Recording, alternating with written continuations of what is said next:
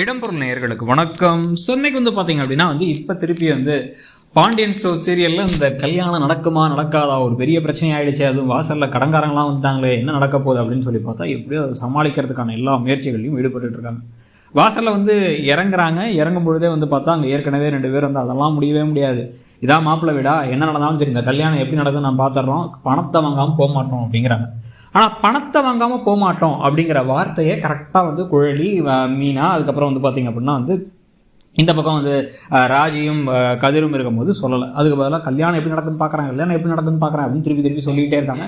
சொல்லிகிட்டே இருக்கும் பொழுதே டக்குன்னு பாக்கியம் வாங்க வாங்க வாங்க வாங்க உள்ளே வாங்க, இது ஒன்றும் இல்லை, உள்ளே சொல்கிறாங்க, உள்ளே வாங்க அப்படின்னு பொறுமையாக கூப்பிட்டுட்டு, இதாச்சும் பண்ணி எப்படியாச்சும் இது வரைக்கும் நீங்கள் வாழ்க்கையில் உருப்படியாக எதுவும் நீங்கள் பண்ணதில்லை, இந்த ஒரு விஷயத்தையாக உருப்படியாக பண்ணுங்கள், எப்படியாச்சும் இந்த ஒரு கல்யாணத்தை நடத்துறதுக்கு என்ன வழி இருக்கோ இந்த 2 பேர்த்து எப்படி அனுப்ப முடியுமோ அனுப்பிடுங்க அப்படின்னு சொல்லிட்டு தன்னுடைய கணவர் மாணிக்கத்துக்கிட்ட சொல்லிட்டு போயிடுறாங்க. உள்ளார போயிட்டு உட்காருங்க ஒன்றும் இல்லை அப்படின்ட்டு சொல்லிகிட்டு இருக்கும்பொழுதே நடுவில் தங்கமயில் என்ன பண்ணிட்டாங்க, சரவணனுக்கு கால் பண்ணிட்டாங்க. கால் பண்ணி சரவணன் பேசிகிட்டு இருக்கவர்கிட்ட என்ன நடந்தாலும் எவ்வளோ பிரச்சனை இருந்தாலும் என் கூட இருப்பீங்கல்ல, என்னை விட்டு போயிட மாட்டீங்கன்னா அழுதுகிட்டே அவங்க கேட்க, உடனே செந்தில் கூட இருப்போன்னு சொல்லுனா அப்படின்னா கூட தான் இருப்பேன், என்ன நடந்தாலும் விட்டு போக மாட்டேன்னா அவர் வேறு வாக்குறுதி கொடுக்குறாரு. இந்த விஷயத்தை கேட்டு சுடர் வேறு ஓடி தயவு செஞ்சு ஏதாச்சும் ஏதாவது பண்ணுமா, அக்கா அவள் கல்யாணத்தை அவளே நிறுத்திடுவா போல அப்படின்னு சொல்ல பாக்கியம் உள்ளார போய் ஃபோனையும் பிடுங்கி வச்சிடறாங்க. வச்சதுக்கப்புறம் செந்தில் என்ன சொல்கிறாருன்னா, இதெல்லாம் நடக்கிறதானே, பசங்க எப்பயுமே பொண்ணுங்களுக்கு ஒரு டவுட் இருக்கும், நம்ம விட்டு போயிடுவோமோ, அழகாக இருக்குமோ அப்படி இப்படின்னு கேட்பாங்க. என்ன கேட்டாலும் ஆமான்னு சொல்லிட்டு அவங்க சப்போர்ட் பண்ணுற மாதிரி மட்டும் நீ பேசுகிற, அதான் அவங்க எதிர்பார்க்குறது, ஒரு ஆறுதல் வார்த்தைக்காக தான் அதெல்லாம் சொல்கிறாங்க அப்படின்னு உடனே, இப்படி அவனுக்கு இவ்வளோ தெரிஞ்சிருக்கு அப்படின்னா வாழ்க்கையில் நான் தானே அவனோட எக்ஸ்பீரியன்ஸ் ஜாஸ்தி அப்படின்னு சொல்லிட்டு இருக்காரு. சொல்லி முடிச்சு கடைசியில் சமாளித்து முடிச்சு இப்போ என்ன பண்ணுறாங்க அப்படின்னா மேக்கப் போட்டுட்ருக்காங்க சரவணனுக்கு. இந்த சமயத்தில் அங்கே பாக்கியம் என்ன சொல்கிறாங்கன்னா, இந்த உங்களுக்கு முன்னாடி இந்த வரன் வரத்துக்கு முன்னாடி எங்கள் தூரத்து சொந்தம் அவங்களோட பையனுக்கு தான் நாங்கள் பொண்ணை கொடுக்கலான்னு இருந்தோம் தங்கமயில. அப்புறம் தங்கமயிலுக்கு அந்த பையனை பிடிக்கலங்கிறதுக்காக வேணான்ட்டோம், அவங்க இல்லை எங்களுக்கு தான் கொடுக்கணும்னு பிரச்சனை பண்ணுறாங்க அப்படிங்கிறாங்க. அதுதான் விஷயமா அப்படின்னா இப்போ கல்யாணத்துக்கு யாராவது பிரச்சனை பண்ணுவாங்களா அப்படின்னா, அதெல்லாம் எப்படி பிரச்சனை பண்ண நாங்கள் விடுவோம், நாங்கள் இருக்கோம்ல அப்படின்னு கதிர் சொல்லிகிட்டு இருக்காரு.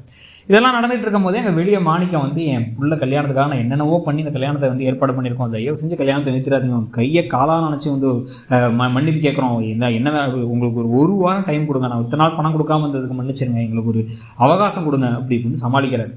சமாளித்த உடனே அவங்களும் சரி ஓகே நீ இவ்வளோ கெஞ்சுறாங்கனால போகிறோங்கிறாங்க. அந்த பாக்கியம் இந்த பக்கம் மாணிக்கம் எல்லாம் பாக்கியம் தங்கமயில் எல்லாரும் எட்டி பார்த்துக்கிட்டு இருக்காங்க.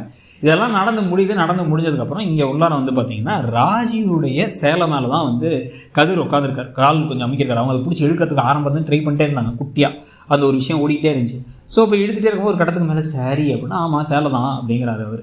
சேலை மேலே தான் நீ உட்காந்துருக்க அப்படின்னா எல்லாரும் கிண்டல் பண்ணி சிரிச்சுக்கிட்டு இருக்காங்க.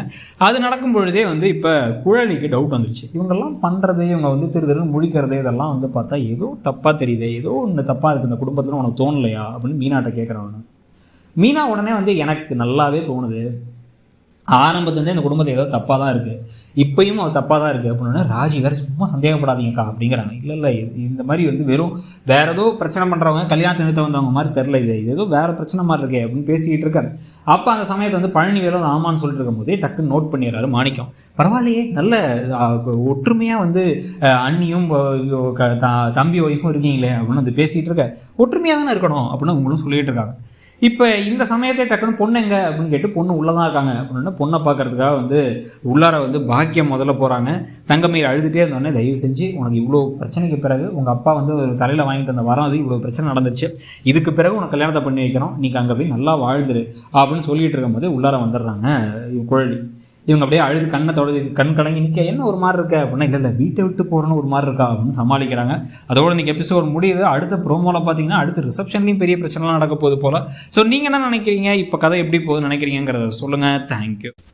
இடம்பொருள் நேயர்களுக்கு வணக்கம். சென்னைக்கு பார்த்தீங்க அப்படின்னா இப்போ திருப்பி பாண்டியன் ஸ்டோர் சீரியலில் இந்த கல்யாணம் நடக்குமா நடக்காதா ஒரு பெரிய பிரச்சனை ஆகிடுச்சு. அதுவும் வாசலில்